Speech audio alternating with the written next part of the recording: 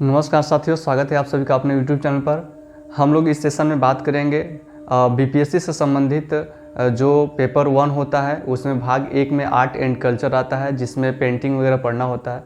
तो उसमें हम लोग आज आर्ट एंड कल्चर से संबंधित पटना चित्रकला को हम लोग देखेंगे, पटना कलम चित्रकला को।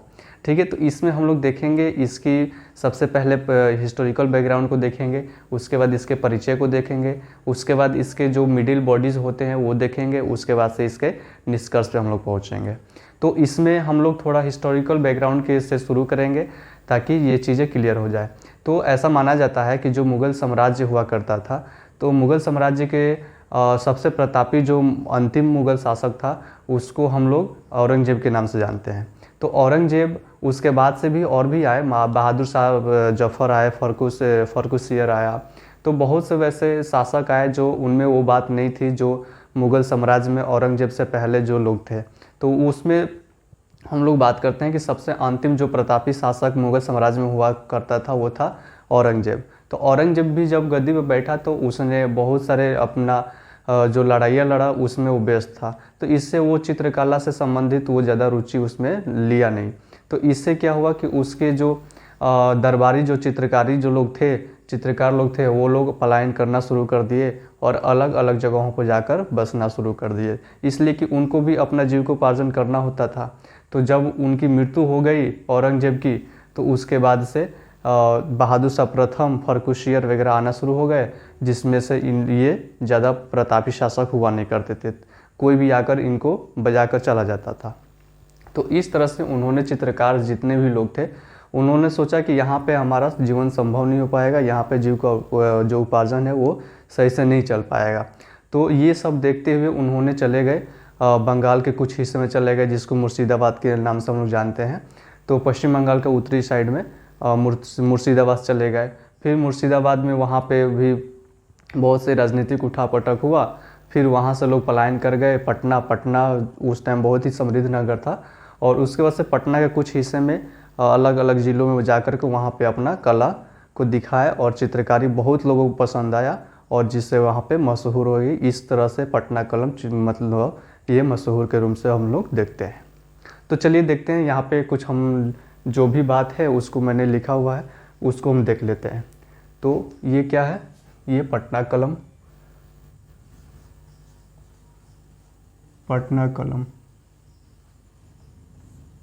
के नाम से जानते हैं। चलिए देखते हैं क्या इसमें। तो इसमें है कि 17वीं शताब्दी के उत्तरार्ध में जब दिल्ली के गद्दी पर बैठा तो उसका उत्तराधिकारी समय, ठीक है, लड़ाइयों में बीता। कौन? औरंगजेब। ठीक है, यहाँ पे दिल्ली की गद्दी पर कौन बैठा? औरंगजेब।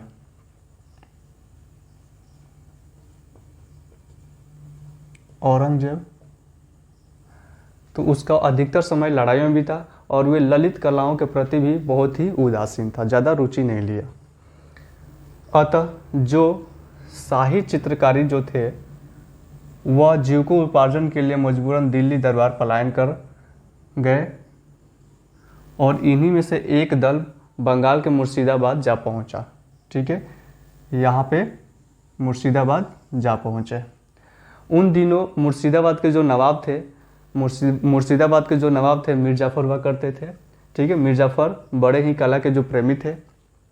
उनकी इस रुचि को देखकर उनकी कला प्रियता से आकर्षित होकर के और वो चित्रकारी की एक जो टोली वहाँ पे आ पहुँची और मुर्शिदाबाद के नवाब ने उन्हें गंगा नदी के किनारे, ठीक है, जो एक स्थान हुआ करता था, याद रखिएगा, गंगा नदी के तट पर बालूचक नामक स्थान पर बसाया। ये याद रखिएगा, बालूचक नामक स्थान पर उसको चित्रकारी जो भी लोग जो टोली बनाकर आए थे ग्रुप में उसको यहाँ पे स्थान दिया। वे दरबारी चित्रकारी नवाब का संरक्षण पाकर फलने फूलने लगे, अपना जीविकोपार्जन बहुत अच्छे से चलाने लग गए। उसके बाद से कालांतर में क्या हुआ कि कुछ दिनों के बाद राजनीतिक जो समीकरण बदल गया, यानी राजनीतिक में कोई किसी को राजा बना देता है, कोई किसी को बना देता है। तो उस तरह से इनमें क्या हुआ कि मीर जाफ़र क्या करता है, अपने लड़के को बना देता है। ठीक है, चित्रकारों पर भी प्रभाव पड़ा।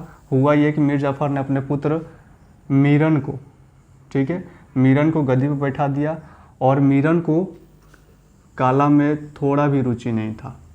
ठीक है, कला में थोड़ा भी रुचि नहीं था। इसके फलस्वरूप उन चित्रकारों को पुनः क्या हुआ, विस्थापन का दंश झेलना पड़ा, यानी वहाँ से जाना पड़ा। जब राजा चित्रकारी के रूप में रुचि ले ही नहीं रहा है तो फिर वहाँ पे चित्रकार जो लोग वहाँ पे रह रहे हैं उनका जीवोपार्जन जो अच्छा से नहीं चल पाएगा, तो इसलिए विस्थापन का भी दंश झेलना पड़ा, मुसीबत फिर आ गई। पटना उन दिनों समृद्ध नगर हुआ करता था, व्यापार का मुख्य केंद्र था। व्यापार का प्रमुख केंद्र होने के कारण डच, अंग्रेज और चीनी व्यापारी भी आकर यहाँ पे रहते थे। तो इस तरह से क्या हुआ कि यहाँ पे समय तक रहते थे। मुर्शिदाबाद के कलाकारों को इन कारणों से पटना बहुत उपयुक्त स्थान लगा और सन 1760 में यहाँ उन्होंने चित्रकारी लोग बस गए। और ये चित्रकार यहाँ के जो राजा होते थे और नवाब होते थे, जमींदार होते थे और अंग्रेज अधिकारी और व्यवसाय और अंग्रेजी जो सैनिक होते थे, इनके इच्छा अनुसार क्या करते थे, चित्रित करते थे। जो जैसे जैसे बोलते थे उसके हिसाब से ये लोग चित्रकारी करते थे। जो दूसरे कलाकार जो थे वो छोटी रियासतों में चले गए, जैसे पटना के यहाँ पे पटना में केवल पूर्णिया, दरभंगा और छपरा, बेतिया चले गए। ठीक है, उसके बाद से यहाँ पे है, वहाँ जाकर के यह नवाब जमींदारों के दरबारी चित्रकार हो गए और वो आराम से वहाँ पे फिक्स हो गए। उसके बाद से पटना कलम चित्र शैली का आविर्भाव पार्सियन, मुगल तथा ब्रितानी शैली के सुमेल से हुआ।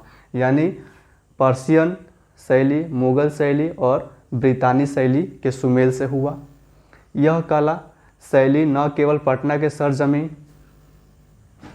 पर पल्लवित हुई और पुष्पित हुई, बल्कि पटना के नाम से विश्व विख्यात हुई। ठीक है, इन चित्रों में मुगल शैली के रंग, रेखाओं तथा कंपनी शैली के प्रकार, छाया स्पष्ट रूप से प्रतिस्फुटित होने लगी। यहाँ पे कंपनी शैली की बात क्यों कर रहा है? कंपनी शैली की बात इसलिए कर रहा है क्योंकि उन दिनों पूर्वी क्षेत्र में अंग्रेज आ चुके थे और अंग्रेज भी यहाँ पे रुचि लेने लगे थे इनकी पेंटिंग में। ठीक है, तो इसलिए पटना कलम के चित्रों की पृष्ठभूमि अधिकतर सफ़ेद है, जबकि यहाँ पे मुगल शैली की बात हो रहा है, तो मुगल शैली के चित्रों में जो किनारे होते थे वह बहुत ही नक्काशीदार और कलात्मक होते थे। पटना कलम के चित्रों में बॉर्डर की परंपरा धीरे धीरे क्या हुआ, धीरे धीरे समाप्त हो गया और विषय प्रधान होने लगे। इस शैली के चित्रकार व्यावसायिक दृष्टि से भी चित्र सृजित करने लगे, यानी एक व्यवसायिक ढंग से भी अब आने लगे स्टार्टिंग में। उसके बाद से सृजित करने लगे, इसलिए कुछ कला मर्मज्ञों ने, यानी कला के जो एक्सपर्ट होते थे, उनके जानकार होते थे, इसे फिरका और बाजार शैली भी का चित्र शैली भी कहा। विश्व भर की ललित कलाओं के इतिहास में यह पहली घटना थी जब राजाओं, नवाबों, राजदरबार और समाज के जीवन पर आधारित पटना कलम चित्र शैली चरमू उत्कर्ष पर पहुंची। पटना कलम के चित्रों के माध्यम से तत्कालीन आम परिवेश, परिधान, रहन सहन, जीवन यापन, तीज त्योहारों और पशु पक्षियों के अंदाज का सहज ही अनुमान किया जा सकता है। यानी एक तरह से देखा जाए तो ये पटना कलम जो चित्रकारी जो शैली थी वो एक तरह से समाज में क्या हो रहे हैं, समाज के सभी रीति रिवाजों को, समाज के जो डेली बेसिस पे जो वर्क हो रहे हैं उस चीज़ को यहाँ पे पटना कलम शैली में दिखाया गया है।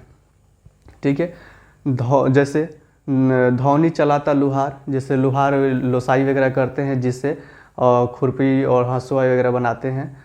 उसके बाद से पतंग बनाने वाला, मछली बेचने वाली, बाल दाढ़ी बनाता नाई, ढोलकिया, ठठेरा, शादी ब्याह, मेलों, नाचने गाने वालों, हाट बाज़ारों जैसे विषयक चित्र इसे अन्य शैलियों से भिन्न और विशिष्ट करते हैं। मतलब इस तरह का समाज में जितने भी डेली बेसिस पे जो कामें होती हैं उस चीज़ को दिखाया, जिससे और ये विशिष्ट हो गए और स्पेशल हो गए। इस शैली के अधिकतर चित्रों में पृष्ठभूमि का अभाव रहता था, यानी चित्रों के पीछे सफ़ेद धरातल छोड़ा जाता था ताकि चित्र का अवलोकन करने वाले कला प्रेमी विषय पर ही केंद्रित रह सके, उससे अलग न जाएं। पटना कलम लघु चित्र शैली के चित्र मुख्य रूप से कागज, अभ्रक और हाथी के दांत, सिल्क और तात के कपड़ों पर मिलते हैं। यानी जो भी पटना कलम का जो चित्रकारी होता था ज़्यादातर कागज़ पे हाथी के दांत पे बहुत ही बारीकियों से वहाँ पे होते थे। उसके बाद से पंछियों के पंख इस तरह से बनाए जाते थे, पंछियों के शरीर भी इस तरह से बनाए जाते थे। तो उससे देखने से पता चलता था कि ये पंछी के जो शारीरिक जो विज्ञान है उससे ये लोग बहुत ही परिचित थे, बहुत ही अच्छे से परिचित थे। उसके बाद से यहाँ पे सिल्क और तात के कपड़ों पर भी इनके नक्काशी वगैरह मिलते हैं, कला वगैरह देखने को मिलता है। उसके बाद से यहाँ पे देखते हैं जो चित्र कागज़ पर सृजित मिलते हैं वह बाँस के कागज़ और नेपाल से प्राप्त कागज़ों पर बनाया जाता था। बाँस का कागज़ और नेपाल से भी जो कागज़ मिलते थे उससे ये बनाया जाता था। तूतिया मिश्रित, उसमें तूतिया मिला हुआ होता था। मैदे की लेई से इन्हें एक के ऊपर एक चिपकाया जाता था। वहाँ पे तो यही सुविधा होती होगी उस टाइम। उसके बाद से और इसे हकीक पत्थर से घिस कर चिकना बनाया जाता था। एक पत्थर होता होगा हकीक नाम का, ठीक है, कहीं अकीक दिया है कहीं हकीक दिया है, तो इसलिए यहाँ पे डाउट होने की जरूरत नहीं है। घिस कर इसका काम क्या होता था, तो इस पत्थर को क्या किया जाता था, उस पर घिस करके उसको चिकना बनाया जाता था। इस शैली के जो चित्र हमें अभ्रक पर बने मिलते हैं उनमें अदरक की पतली परत जो पारदर्शी हुआ करती थी उन्हें समुद्री जहाज के माध्यम से उसकी परत को रुखड़ा बनाया जाता था। देखिए कितनी ये ऑथेंटिक चीज़ है, नेचुरली थी, यानी बहुत ही प्राकृतिक मतलब प्राकृतिक से ही संबंधित थी, जो ये बहुत ही वर्ल्ड फेमस हुआ ये चित्रकला। उसके बाद से वो इसलिए ताकि उस पर आसानी से जल रंग चढ़ाया जा सके, यानी जो अदरक की पतली परत जो होती थी, जो पारदर्शी होती थी, उसको समुद्री जहाज के माध्यम से इसकी परत को रुखरा बनाने के लिए किया जाता था। वो इसलिए किया जाता था ताकि उस पर आसानी से जल रंग चढ़ाया जाए, यानी जो रंग होता था वो लिक्विड फॉर्म में होता होगा और उस पर चढ़ाया जा सके। हाथी दांत पर चित्र बनाने के लिए हाथी दांत की पतली 1 से 3 सेंटीमीटर की परिधि या चौकोर आकृति पर अंकित किए जाते थे और पटना कलम के कुछ चित्र सिल्क और तात के कपड़ों पर भी उपलब्ध है, जैसा कि ऊपर हमने देखा, जिन्हें कपड़े के ऊपर अंडे की जर्दी यानी अंडे का पिघला वाला भाग, ठीक है, अंडे की जर्दी या चावल का माड़, जो माड़ होता है, में तूतिया मिलाकर लेप चढ़ाया जाता था और इसके बाद उसे हकीक पत्थर से क्या किया जाता था, घिस कर चिकना बनाया जाता था। देखिए कितनी नेचुरली काम होती थी, इसलिए ये ऐसे फेमस नहीं है। इसमें जितने भी चीज़ थे बहुत ही नेचुरली काम होता था इसमें, और चिकना बनाया जाता था और उस पर चित्र सृजित किए जाते थे, चित्र बनाए जाते थे उस पर। और इस शैली के चित्रकार अपनी ब्रश का निर्माण खुद स्वयं करते थे, ठीक है। इसके लिए चित्रकारी गिलहरी के बालों या घोड़ा के गर्दन के बालों को पानी में उबालकर और फिर कबूतर या चील के पंख की डंठल बांधकर अलग अलग मोटाई का ब्रश का निर्माण करते थे। कितनी नेचुरली चीज़ है, इसमें कोई आर्टिफिशियल ज़्यादा इसमें वर्क मतलब नहीं किया गया है। जो नेचर में हमारे मौजूद थी उसी को इन्होंने यूज करके और चित्रकारी की, जो पटना कलम आज बहुत ही फेमस है और बहुत अच्छे से हम लोग इसके बारे में हम लोग जानते हैं, ठीक है। आगे इसके अगले पार्ट्स को देखते हैं, इसको थोड़ा मिटाना पड़ेगा। तो इसमें वे चित्रकार रंगों का निर्माण स्वयं करते थे, ठीक है। वह ज़्यादातर खनिजों से या प्राकृतिक माध्यम से रंग बनाते थे। ये इसका मतलब कि नेचुरली ये बहुत ही प्राकृतिक से जुड़ा रहना चाहते थे और ये प्राकृतिक से हमेशा जुड़ कर रहना चाहते थे। कुछ रंग फूल, फल तथा विभिन्न वृक्षों के छाल के रस से प्राप्त किए जाते थे। पत्थर को घिसकर पीला रंग प्राप्त किया जाता था। नीले पत्थर से नीला और गोरू मिट्टी सिंदरक से लाल रंग प्राप्त किया करते थे। तेल के दीपक के फुलिया से काला रंग प्राप्त करते थे और सीप को जलाकर सफ़ेद रंग, सीप आई थिंक जो समुद्र वगैरह में मिलते हैं उसको जला करके। तो देखिए कहाँ कहाँ से लोग सामान की जानकारी कैसे रखते थे, इस चीज़ की कैसे जानकारी उस टाइम होती थी और कैसे पता होता था कि उसे वाइट रंग ही निकलेगा, वो उस टाइम बहुत ही सराहनीय है इन लोगों का काम। चटकदार पीला रंग बनाने के लिए गाय को हल्दी खिलाई जाती थी और उसके मूत्र को कई दिनों तक रखा जाता है, गौमूत्र को रखा जाता था बहुत दिनों तक, जिससे हल्दी निचली सतह पर बैठ जाती थी। फिर उसे महीन कपड़े से छानकर उसमें बबूल की गोंद मिला करके और खरल में पीस करके उसको चटकदार पीला रंग तैयार किया जाता था। उसके बाद से नेक्स्ट है पटना कलम के चित्रकार ज़्यादातर बरसात के दिनों में रंग बनाने का कार्य किया करते थे। इसका कारण ये था कि बरसात के दिनों में हवा की नमी के कारण धूल कण की मात्रा कम हो जाती थी। देखिए कितने ये लोग चालाक थे बरसात के दिनों में, ताकि धूल कण बहुत अच्छे से अपने जगह पे बैठे होंगे, ज़्यादा उड़ेंगे नहीं, तो उस टाइम पे ये लोग काम करते थे। चित्रकार ज़्यादातर बरसात के दिनों में होता था। ठीक है, रंगों की धुलाई अक्सर सुबह की जाती थी। गर्मी के दिनों में चित्रों को रेखांकन पूरा हो जाने के बाद चित्रों पर बकरी के दूध, देखिए क्या क्या ये लोग यूज कर रहे हैं, बकरी के दूध से स्प्रे किया जाता था और उसे सुखा करके रख लिया जाता था। ठीक है, चित्रों में रंग भरने का काम चित्रकार जाड़े के दिनों में किया करते थे। इस शैली के चित्रकार चित्रों में छाया प्रकाश के लिए इलायची के दाने और बारिश के तिरछी रेखांकन को जैसे तुलिका घाट का चित्र सृजित करते थे और इस तरह पटना कलम के चित्रकार सालों समर्पित भाव से सृजन प्रक्रिया में जुटे रहते थे। मतलब एक चित्र को तैयार करने में ये लोग सालों साल टाइम लगाते थे और मौसम का भी वेट करते थे कि बरसात आएगा तो हम लोग उसमें अलग ढंग से काम करेंगे, गर्मी आएगा तो उसमें हम लोग अलग ढंग से काम करेंगे।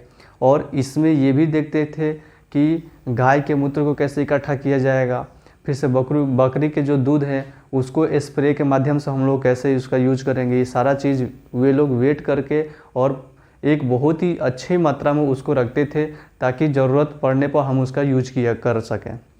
नेक्स्ट देखते हैं इसकी विशेषताएं के रूप में पटना कलम की विशेषताएं क्या थी। तो पटना कलम की विशेषताएं थी सामान्यतः इन चित्रों में दैनिक जीवन के उद्देश्यों और जनसाधारण का चित्रण है, जिसमें चौकनी चलाता लोहार, पतंग बनाने वाला, मछली बेचने वाला, मिठाई की दुकान और दाढ़ी बनाते हुए नाई और ढोलकिया, ठठेरा, शादी ब्याह, त्योहारों में नाचने गाने वाले, हाट बाज़ारों और दाह संस्कार जैसे जन विषयक चित्र इसमें दिखाया गया है।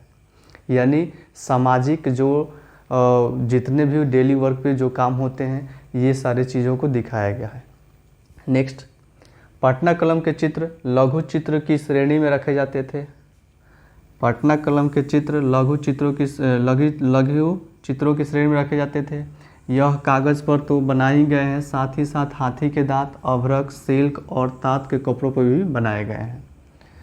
तीसरी देखते हैं, पटना कलम शैली एक लोकप्रिय कला थी जिसमें प्राकृतिक स्वरूपों का विशेष ध्यान रखा गया। बहुत ही हमको ये अच्छा लग रहा है कि प्राकृतिक से जुड़ रह कर ये लोग काम किए हैं। मनुष्यों के चित्रों में ऊंची नाक, भारी एवं मोटे भौहें जो आईब्रो वगैरह है, पतले चेहरे और गहरी आंखें दिखाई गई है, विशेषतः पुरुष वर्ग के। ठीक है, महिलाओं के बारे में देख लेते हैं। लड़कियों को ज़्यादा से ज़्यादा आकर्षक बनाने के लिए गहनों से लदे चित्रण हुआ है इसमें। यानी जैसे महिलाओं का एक सेंस होता है, ज़्यादातर वो गहनों के प्रति आकर्षित तो रहती हैं वो, तो उस चीज़ को उस टाइम भी ये लोग ध्यान में रख करके वो लोग उसको आकर्षित बनाने के लिए इनको गहने पहना करके उसमें चित्रण किया गया था। नेक्स्ट देखते हैं कि चित्र को बनाने में पेंसिल से खाका बनाकर रंग भरने के बदले ब्रश से ही चित्रों को बनाने एवं रंग भरने का काम हुआ है इसमें। इस प्रकार पटना कलम चित्र शैली में एक लोक चित्रकला थी जिसमें प्राकृतिक रूपों का विशेष ध्यान रखा गया है और जन आश्रय के अभाव में, ठीक है, धन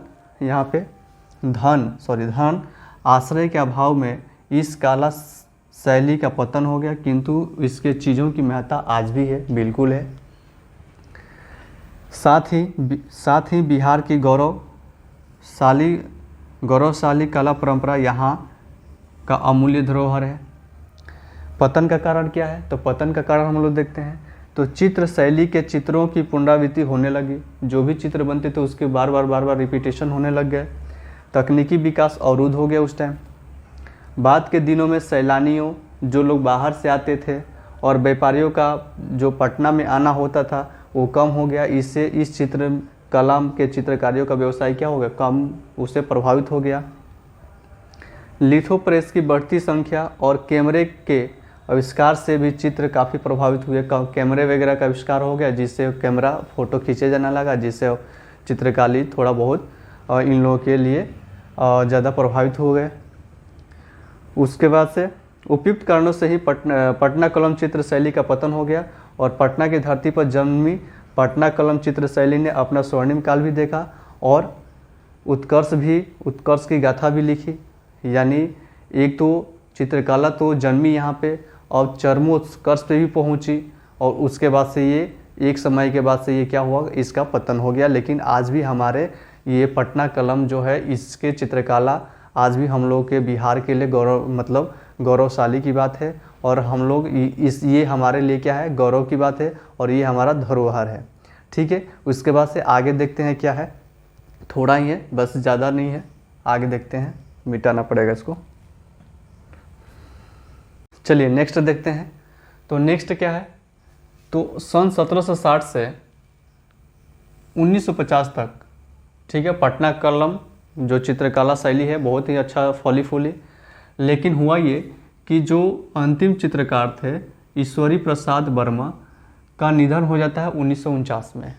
ठीक है, तो इनके अंतिम जो चित्रकार थे, ठीक है, ईश्वरी प्रसाद वर्मा के सन 1949 में निधन होने के कारण साथ ही अपनी पटना सरजमीन से क्या हुई? यह कला धराशायी हो गई, यानी पतन हो गई। ठीक है, पतन का कारण भी हम लोग देख लिए हैं। इनमें से कुछ प्रमुख चित्रकार जो थे, महादेवलाल जो थे वो रागिनी गंधारी चित्र से संबंधित थे। यमुना प्रसाद द्वारा बनाया गया बेगमों की शराबखोरी का चित्र ये प्रमुख है और एक थे जो ईश्वर प्रसाद वर्मा। और भी हैं चित्रकार वगैरह, लेकिन उनमें से ये क्या है? प्रमुख हैं। ठीक है, आई होप कि ये सभी समझ में आए होंगे। ये एक आपके पास ये जितने भी चीज़ है एक तरह का आपके पास मसाला हो गया। मसाला इस रूप में हो गया ताकि आप इसको यदि आए कि पटना कलम चित्रकला शैली पर निबंध लिखें या इसके बारे में आप क्या जानते हैं या बिहार के परिप्रेक्ष्य में इसका क्या महत्व है, तो इसके बारे में हम ये सारा चीज़ मसाला मिल गया। तो इसको अब अपने राइटिंग स्किल के माध्यम से अपने आप को इसको बहुत ही अच्छे से सजा कर लिख सकते हैं। मिलते हैं नेक्स्ट वीडियो में, तब तक के लिए जय बिहार, जय हिंद।